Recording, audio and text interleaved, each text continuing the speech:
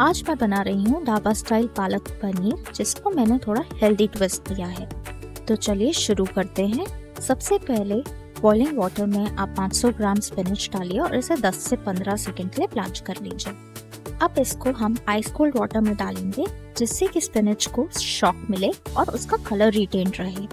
उसके बाद आप blanch spinach, coriander leaves, mint leaves, हरी मिर्च, जिंजर और जीरा डाल के थोड़े पानी के साथ इसे ग्राइंड कर लीजिए इस कंसिस्टेंसी तक।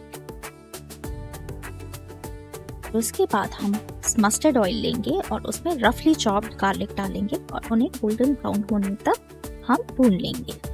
उसके बाद वही same garlic infuse mustard oil लेके थोड़ा सा घी डाल के सारे खड़े मसाले जो कि कैप्शन में दिए हैं उन्हें डाल के उनके क्रैकलिंग साउंड आने तक उन्हें रोस्ट कर लेंगे।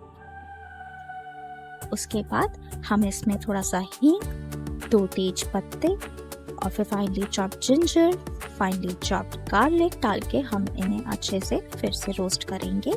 आप देखिए ये भूरे हो जाएंगे। उसके बाद हम इनमें फाइनली चॉप्ड अनियंस डाल के, जो कि मीडियम साइज्ड अनियन हो, और उसके बाद उसे गोल्डनिश ब्राउन होने तक उसे भी भूनेंगे। 2.5 टमाटोज लेके उनको अच्छे से पका लेंगे। फिर जितने भी मसाले हैं वो सब डालिए जो कि कैप्शन में दिए गए हैं, और आप चाहें तो थोड़ा स्पाइस लेवल बढ़ा सकते हैं। मैं मीडियम स्पाइस लेवल रखती हूँ। और इसको अब 3 से 4 मिनट तक पकाएं। अब ग्राइंड हुआ हुआ पालक आप पैन में डालिए और जो हमने पहले रोस्ट किया था गार्लिक, उसको भी आप डाल दीजिए। इसके बाद इसे हम अच्छे से मिक्स करेंगे और 5 से 6 मिनट के लिए इसे पकाएंगे, जिससे कि सारा अरोमा मसाले में जाए।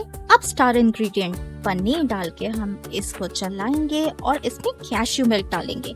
मैंने कैश्यू मिल्क डाला है, आप चाहें तो मलाई भी डाल सकते हैं। कैश्यू से भी बहुत क्रीमी टेक्सचर आता है, बहुत टेस्टी पालक पनीर बनता है। अब 3 से 4 मिनट पकाने के बाद ढाबा पालक पनीर रेडी है। अगर आपको मेरी रेसिपी पसंद आई हो तो लाइक, शेयर और सब्सक्राइब करिए, और नेक्स्ट रेसिपी मिस ना हो बेल आइकन क्लिक करना मत भूलिए।